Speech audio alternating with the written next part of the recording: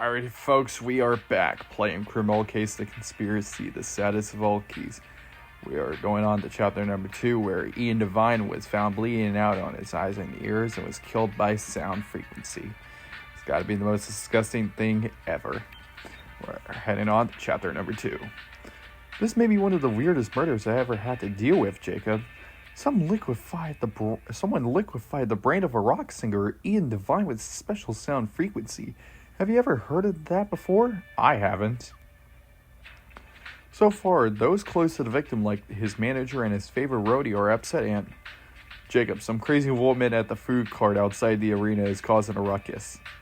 She's claiming that Ian Devine isn't really dead. What? We better contain this before the media gets the wind of it. Let's go see what this is about, Jacob. Ian Devine did not die today. People, don't believe the lies. Excuse me, miss, whoever you are, but we are the Greensboro Police, and we can assure you that Ian Devine is definitely dead. Oh, the police are involved now, huh? Then you need to hear what I have to say. My name is Izzy Ramsey, and I can tell you things that will destroy your entire preparation of reality. Alright, Miss Ramsey, then Detective Jacob has some questions for you, but could you lower your voice a little? Okay. Oh, that's a really cool thumbnail. Interesting.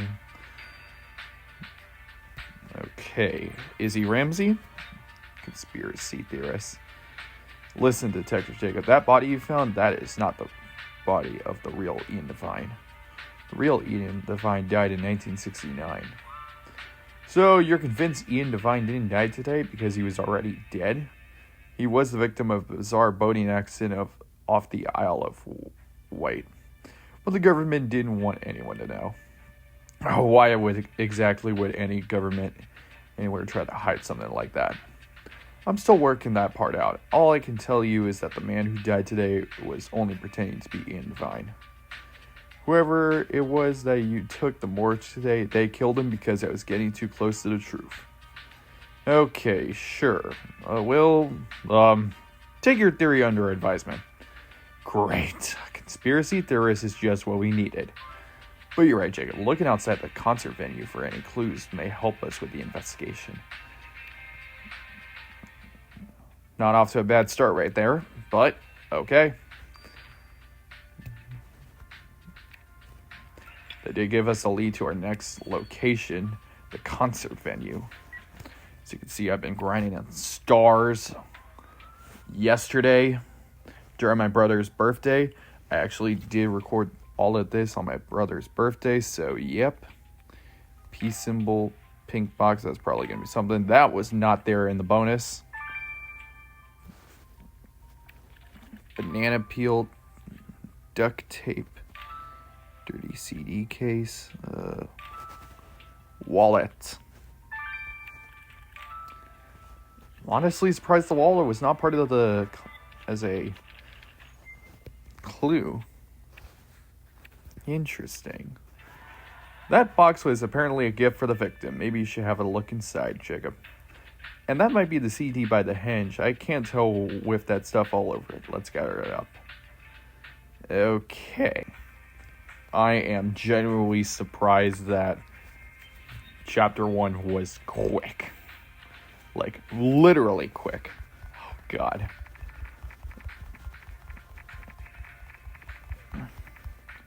Oh, almost 7.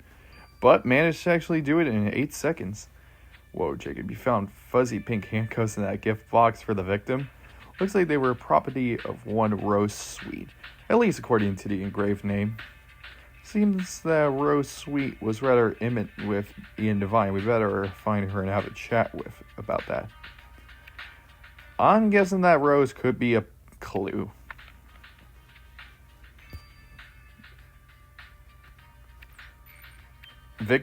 Oh, wow. Miss Sweet, we found some inmate terms near the arena that you left for Ian Devine. Yeah, Ian, he liked a bit of kink. I was kind of hoping you put those to use out at the concert tonight, but Ian is no more. What exactly was your relationship with the victim?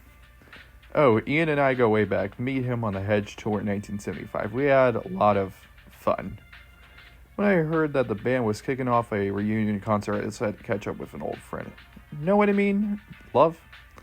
Now that Divine One is up in rock and roll heaven, gonna drink a bottle of Gold Stag in his memory. Could. I'm not sure. But, okay, but we're gonna go ahead and examine the CD. Oh, I love this one. The Vacuum. This is hair?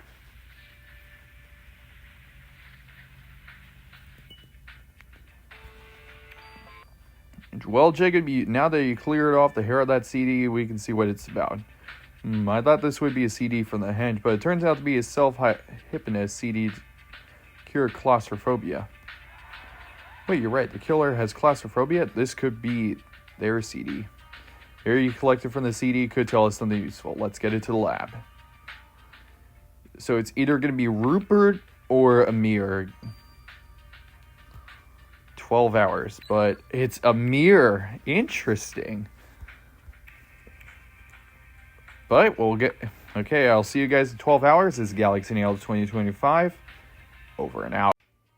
Alright, folks, we are back. Let's go and get the results from Amir. Hey, Detective Jacob, Rupert, let me take this one. So the training wheels are coming off, Amir. Way to go. Did you find anything useful from the hair Jacob found on probably the killer CD? Well, you'll be glad to know the CD did indeed belong to the killer. I found gold stug in the hair sample he sent. Great news, but what kind of hair was it? Hair belongs to a dog, a big dog, an Irish wolfhound. They're known for having major shedding issues due to a variety of skin allergies, and this one shed all over its owner's CD. So the killer has an Irish wolfhound. Too bad that such a gentle giant of a dog has a murderer as a master. Anyways, I agree, Jacob. We need to sniff out more clues. Let's head back to the Big Bottom music. Ooh, the shop floor.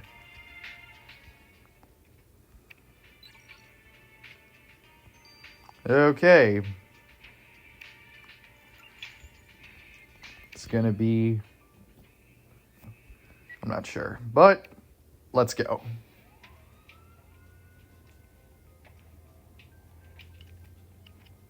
Calculator.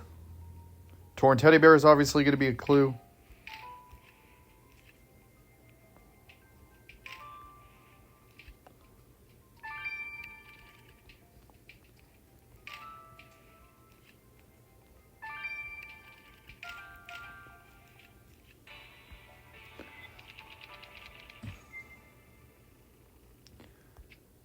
Could have been better, but I'll take it. Looks like that poster of Ian Devine has been defaced. Who would want to do that? Maybe a symbol of that oily stain from the poster will tell us who defaced it. And there's more evidence that someone needs some anger management therapy. Do you see this plush toy? It's been ripped apart. Can you put it back together? Wow.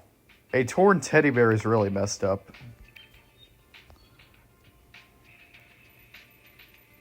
Ooh.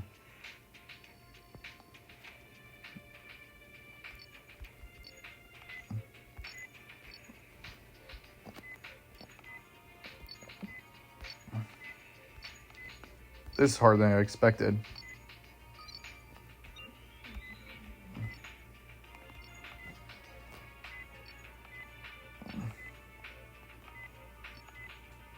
Oh my god. Good job, Jacob. Let's put this Ollie substance you got from the victim defaced poster under the microscope. Oh, who could it be? Who could it be?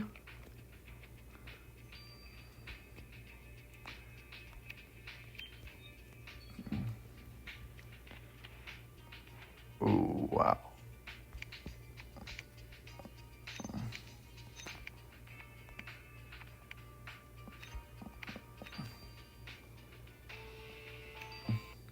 So you managed to get the plush toy put back together again, Jacob. Looks like a teddy bear, and there's writing on the back. Message reads, sorry about the wife lost to love, Ian. So this was the gift from the victim to someone whose wife was Ian. Sorry about and why. I bet Kathy can take a closer look at our suspects to see if one of them might have Might have a reason to destroy this teddy bear. Okay.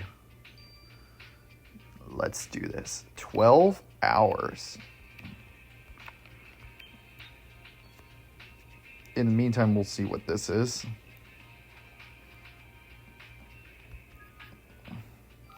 It's a little bit easier. Where's the last one? Oh, there it is.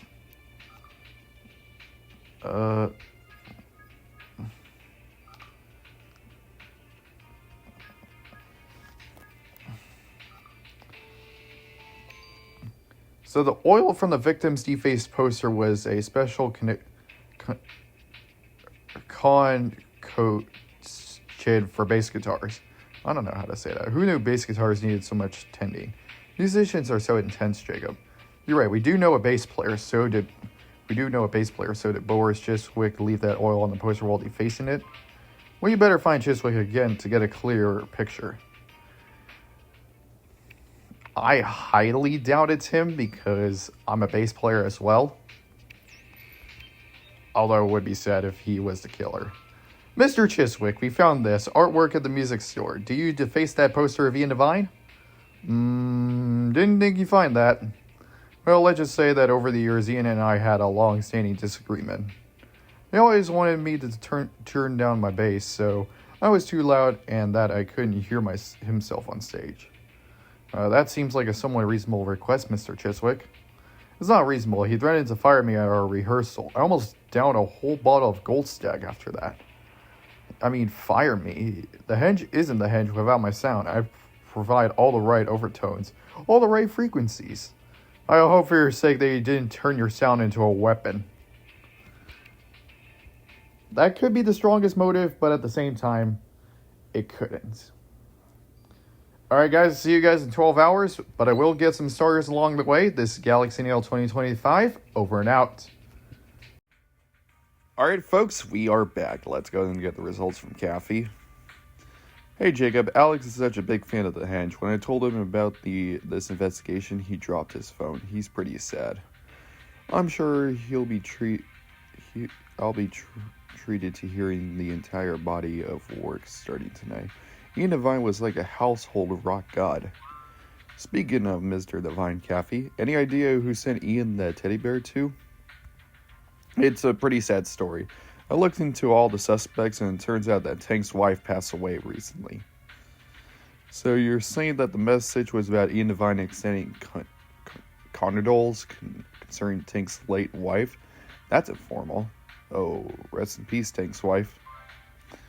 Still, why would Tank tear up a gift from his best friend? We better go ask him.